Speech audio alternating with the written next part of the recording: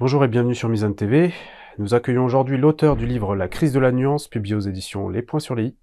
Bonjour Abderrahim Bouzelmat. Bonjour. Vous êtes professeur de lettres dans le secondaire à Marseille, conférencier, l'auteur de plusieurs ouvrages dont L'émir de Cordoue aux éditions Victor Lebrun, ou de L'homme à Dieu, voyage au cœur de la philosophie et de la littérature aux éditions Albourak. Alors dans votre essai sur la crise de la nuance, vous abordez la redoutable question de la désertion du langage, de la mort de la poésie et de la consécration de la violence. Vous plaidez avec ardeur pour un éloge du rêve de la rencontre avec l'autre et pour la réhabilitation de la culture comme vecteur de transformation de l'humain. Abderrahim Bouzelmat, pour débuter cet entretien, pouvez-vous nous donner votre définition de la culture?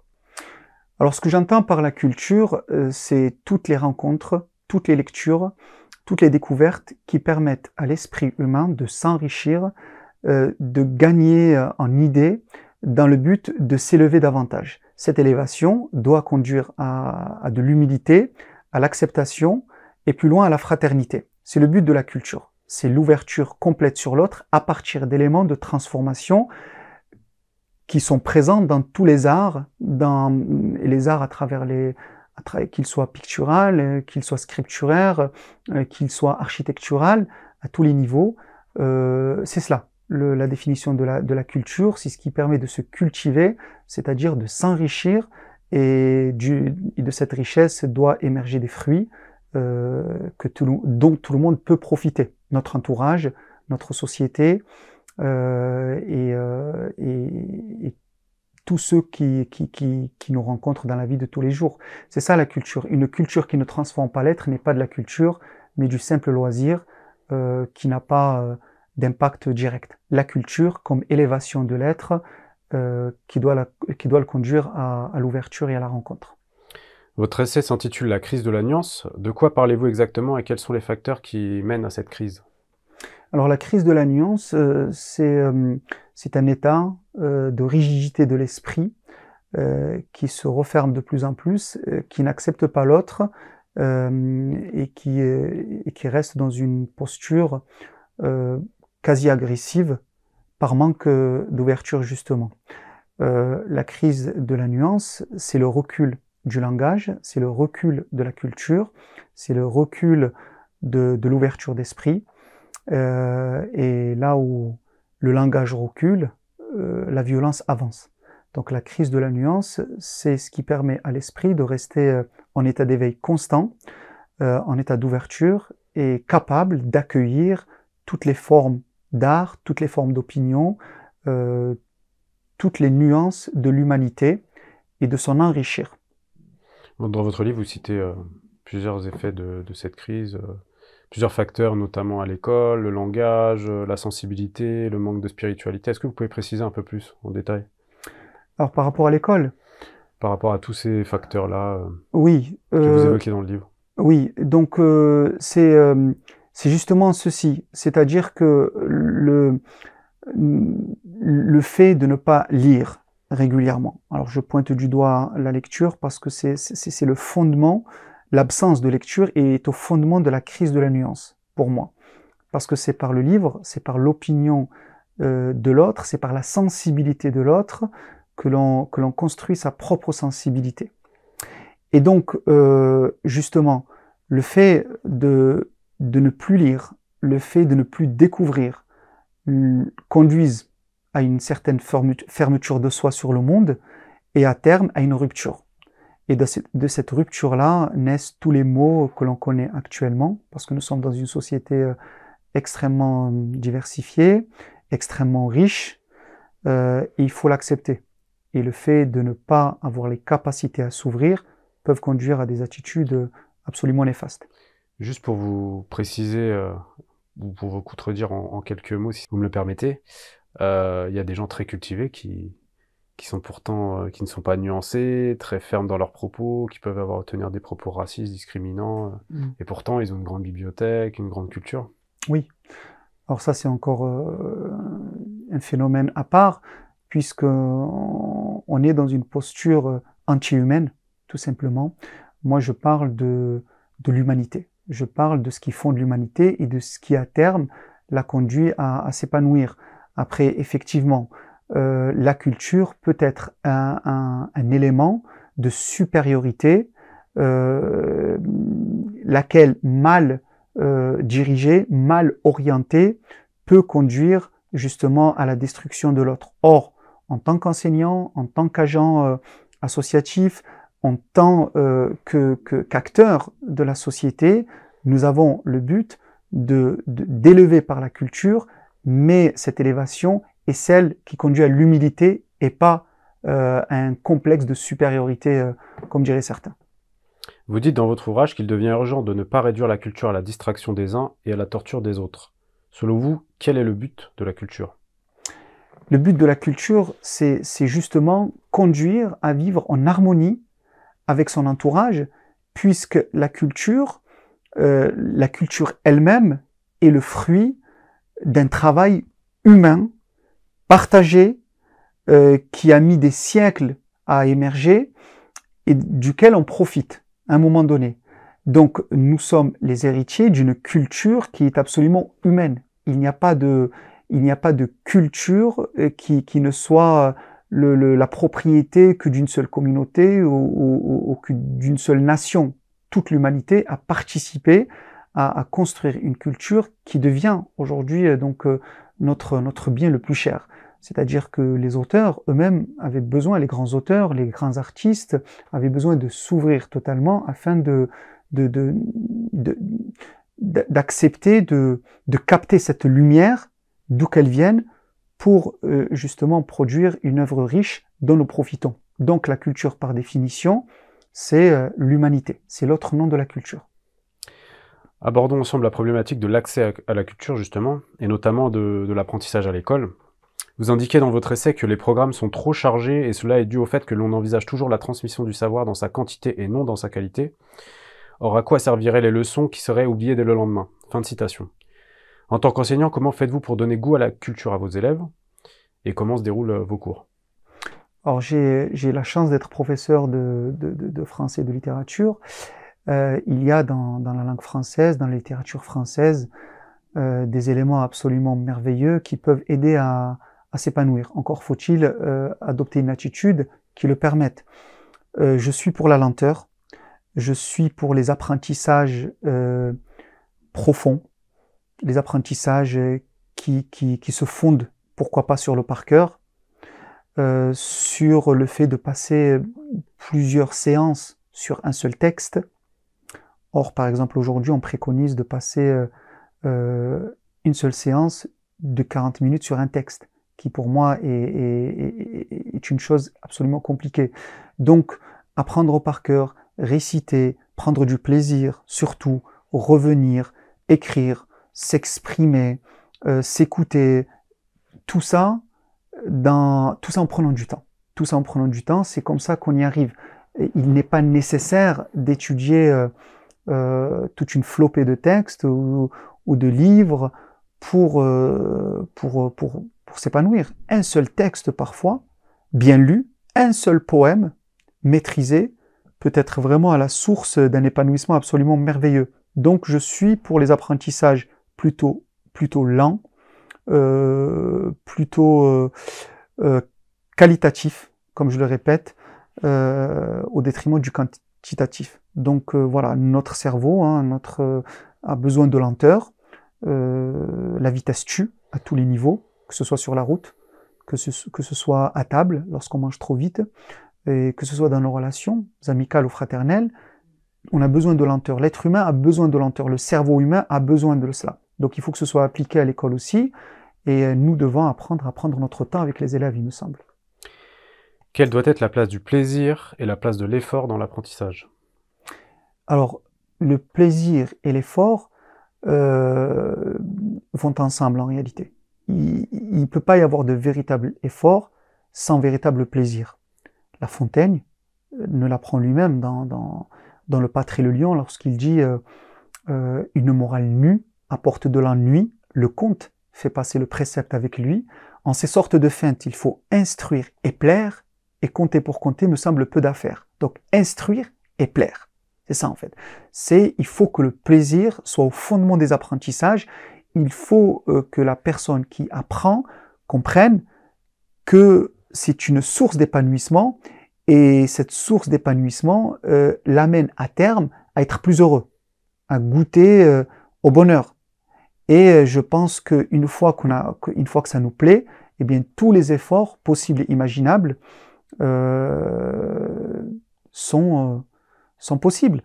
Regardez par exemple dans nos cités, par exemple, lorsque les enfants on les voit, lorsqu'ils jouent au foot, aux entraînements, ils sont là très tôt, ils repartent très tard parce qu'ils rêvent en fait. Ils rêvent de devenir un joueur de foot et pour cela ils sont prêts à consentir tous les efforts. Ils prennent du plaisir aussi. Donc ils sont prêts à fournir des efforts, à condition que ça leur plaise. Et c'est à nous de susciter le plaisir. Comment vous faites? Ben justement, en laissant de la place à l'expression des élèves, en revenant sur des éléments, en partageant les expériences et en partant des élèves eux-mêmes. Lorsqu'on demande à un élève de s'exprimer, peu importe ce qu'il produit, on doit nous-mêmes y trouver de l'intérêt et expliquer qu'il est digne d'intérêt et que ce qu'il produit est extrêmement intéressant et qu'il peut l'être encore plus. Donc à ce moment-là, l'élève prend conscience ou l'enfant prend conscience de ce qu'il est, de ses possibilités, de son génie, et même si immédiatement il ne le comprend pas et puis il reste peut-être dans une posture un petit peu de défiance, à terme, ça ne peut lui faire que du bien. C'est une expérience vécue. Vous citez Albert Jacquard dans votre ouvrage qui disait « Exprimer une idée est une activité difficile à laquelle il faut s'exercer.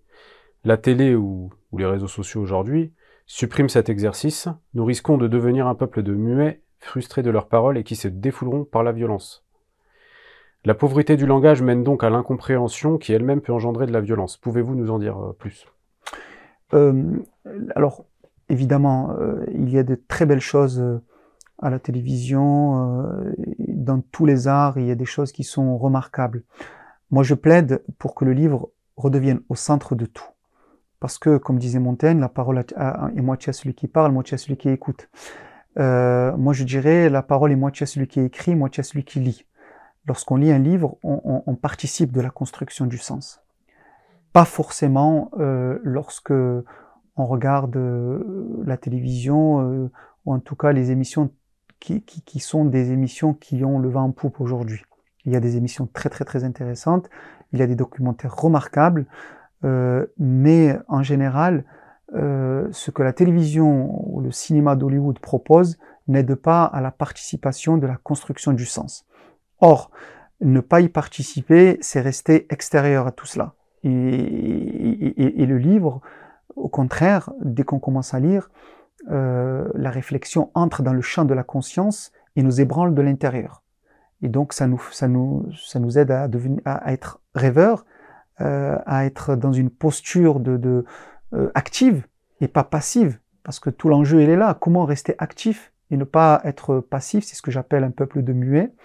Et en ce sens-là, le livre restera toujours supérieur. Ça, je le dis sans aucune crainte. La lecture donc renforce le langage. Oui. Est-ce qu'il y a d'autres outils qui peuvent renforcer le langage? Oui, bien sûr. Toutes sortes de découvertes.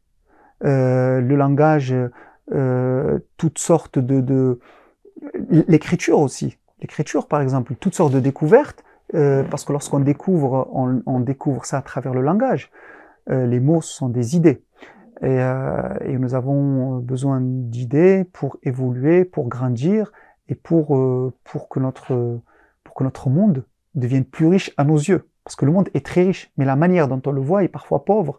Et lorsqu'on n'arrive pas à exprimer cette richesse, eh bien ça devient compliqué. Le langage est déjà en lui-même pauvre, quel qu'il soit. Nous n'aurons jamais assez de mots pour exprimer toutes les nuances de nos sentiments, mais lorsque ce langage qui est à notre disposition fait l'objet d'un manque de maîtrise, c'est encore plus grave. C'est donc maîtriser le langage, maîtriser la langue, pouvoir s'exprimer avec clarté, avec bonheur, conduit à un certain épanouissement, et au contraire, l'absence de maîtrise de langage peut conduire à des frustrations qui débouchent sur de la violence. Vous évoquez plusieurs problèmes qui touchent notre société et qui sont particulièrement présents dans les quartiers populaires, à savoir l'absence de livres dans les foyers, La baisse de la lecture, voire carrément son absence. Comment donner goût à la culture au sens général? Faut-il attirer les jeunes par des œuvres subversives? La culture classique est ringardisée et n'attire plus. Faut-il toucher la jeunesse par des œuvres plus proches de son environnement? Alors, tout ce qui peut toucher l'enfant, l'adulte, l'élève est important. Après, il s'agit d'aller plus loin, évidemment. On peut très bien commencer par les mangas, mais il ne faut pas s'arrêter qu'aux mangas. Nous avons par exemple aujourd'hui des élèves, des enfants qui vont de plus en plus vers les mangas. Pourquoi? Parce qu'il y a des images. Or, les images qui sont contenues dans les mangas, ils sont contenus aussi dans les mots. Et lire, c'est transformer les mots en images. Récemment, il y a quelqu'un qui me disait, moi je préfère les mangas parce qu'il y a des images. Ou si vous avez des livres avec des images, je veux bien. Mais c'est parce que cette personne-là ne comprenait pas que les mots sont justement des images et que ces images-là, nous les enrichissons par notre propre conscience. Et donc, le fait d'avoir recours à des choses beaucoup plus simples, pour ne pas dire simplistes, et l'incapacité de plus en plus aiguë à pouvoir transformer les mots en images, à la manière un peu de l'alchimiste qui transforme le plomb en or. C'est ça le véritable alchimiste, c'est celui qui arrive à transformer les mots en images, et dès lors, nous participons de la construction du sens, puisque c'est nous qui sommes en fait qui sommes les véritables artisans, grâce aux outils qui nous sont offerts, ces outils que sont les mots. Donc, voilà par rapport à cette question. En ce qui concerne la littérature classique, c'est une littérature absolument fondamentale, puisque ce sont des véritables artistes qui ont écrit ces livres-là. Qu'est-ce que la littérature classique? C'est une littérature qui est capable de transcender toutes les époques. Ce n'est pas une littérature de mode, c'est une littérature qui touche l'humanité dans ses profondeurs, dans sa durée, et dans sa diversité et dans sa richesse. Et se refuser à cette littérature classique, c'est se fermer à l'humanité, tout simplement. Et donc, on doit amener la littérature classique, on doit la mettre à la portée de notre entourage, mais ça nécessite un effort d'abord de celui qui a l'objectif de le faire, des enseignants, des parents et de tous les acteurs associatifs. Mais pour ça nécessite un engagement profond, une intelligence et une certaine passion aussi. Vous parliez justement des mangas. Est-ce que vous avez constaté des élèves qui, du manga, passaient à la littérature classique ou à une lecture qui ne serait pas imagée ou illustrée? Oui, c'est déjà arrivé, ça nécessite du travail, mais j'ai vu aussi le cas contraire, c'est-à-dire commencer par les mangas et ne s'arrêter qu'à ça, ils se refusaient à tout ce qui est scripturaire. Et il y a un problème avec cela. Il y a un problème parce que les images ne sont pas aussi riches que les mots. Les images figent l'esprit et ne proposent qu'une seule... les images ne sont pas dans la nuance. Or, avec les phrases, on peut l'être. D'accord? Avec les phrases, avec les descriptions, on peut l'être. Donc, il s'agit de passer à quelque chose de plus souple, de plus profond. Et les mangas sont intéressants, mais pour commencer. Après, évidemment, il faut vite évoluer. Mais c'est vrai que le manga a le vent en poupe parce que le manga, c'est la littérature de la simplicité. En dehors des mangas, est-ce qu'il y a d'autres éléments de la culture qui peuvent toucher la jeunesse? Les jeux vidéo, par exemple. Alors, il y a des jeux vidéo qui sont très très très intéressants parce qu'ils permettent aussi de se plonger dans certaines époques. Et puis, il y a de très belles images qui sont faites. C'est remarquablement bien fait. Et ça aussi, ça doit être aussi un support pour passer à autre chose. Donc, c'est très bien, mais il ne faut pas s'en tenir qu'à ça. Il faut évoluer, donc de la même façon que les mangas, si ce n'est pas un tremplin vers autre chose, ça demeure pauvre. Pour rebondir sur un aspect de la culture qui a joué un rôle majeur dans votre parcours, Abdelrahim Bouzelmat, le rap aujourd'hui est-il un atout ou un fléau? Alors c'est très riche d'abord comme culture, Et puis, il y a des variétés dans le rap, il y a des nuances. Le rap qui est vendu aujourd'hui, qui est commercialisé, n'est pas le meilleur des raps. Il y a toujours un rap très subtil qui joue avec les mots, qui fait émerger des images remarquables à partir d'expériences personnelles où on sent le fruit d'une recherche, et ça c'est quelque chose d'intéressant. De la même manière que la littérature, qu'on retrouve parfois dans les grandes surfaces, qu'on vante et qui n'est pas la plus riche.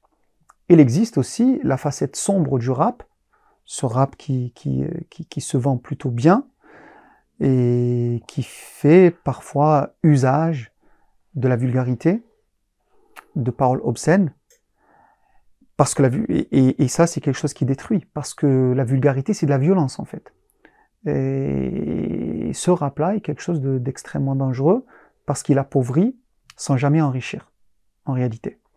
Alors, évidemment, il peut créer un certain bien-être chez certains,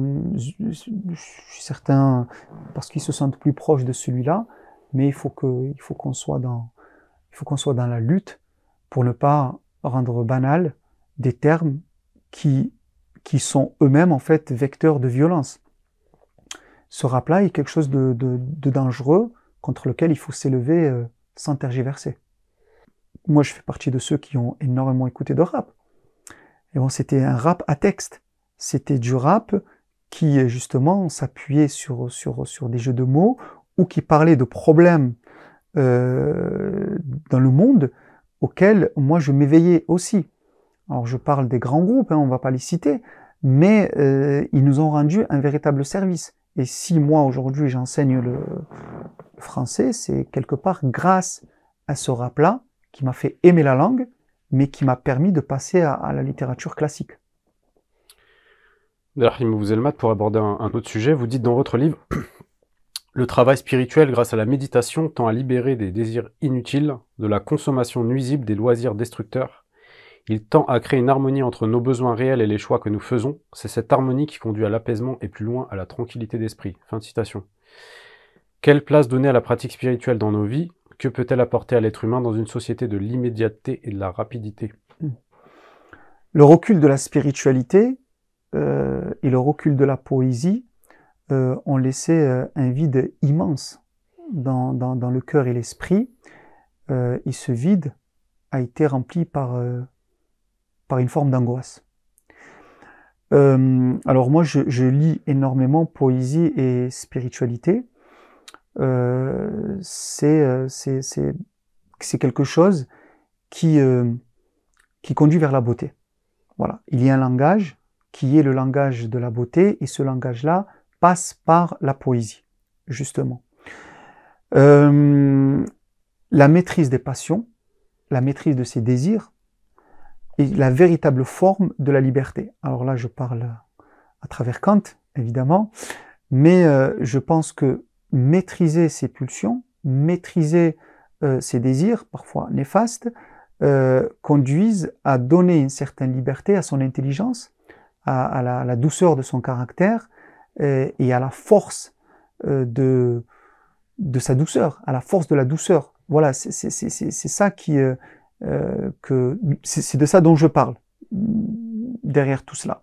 Donc, la méditation, c'est la réflexion du cœur, c'est-à-dire la réflexion profonde qui vient du fin fond de nous-mêmes, sur le monde, sur la nature, sur les objets, sur le destin des gens, et tout cela nous conduit à avoir une certaine posture fondée sur la douceur, sur le dialogue, sur l'échange sain, sur l'échange fraternel, et de cette posture peuvent naître toute forme de tranquillité, puisque on accepte l'autre et on est dans une posture d'amitié, de fraternité. Et tout ça passe justement par la pratique de la poésie, de la spiritualité, de la méditation au quotidien. pas une fois par mois, pas une fois par semaine, mais quelque chose d'absolument quotidien. Et dans la société dans laquelle nous vivons, ça ne le favorise pas, puisque on le voit bien à travers les publicités, tout est orienté vers la consommation, et sans la maîtrise de ses désirs, rien n'est possible. La non-maîtrise de ses désirs conduit à une forme d'esclavage. Merci Abdelrahim Bouzelmat pour ces éclairages. Je rappelle que vous êtes l'auteur du livre La crise de la nuance, publié aux éditions Les Points sur les i. Je remercie nos auditeurs pour leur fidélité. N'hésitez pas à partager cette émission et à vous abonner. Je vous dis à très bientôt sur Mizan TV. Merci.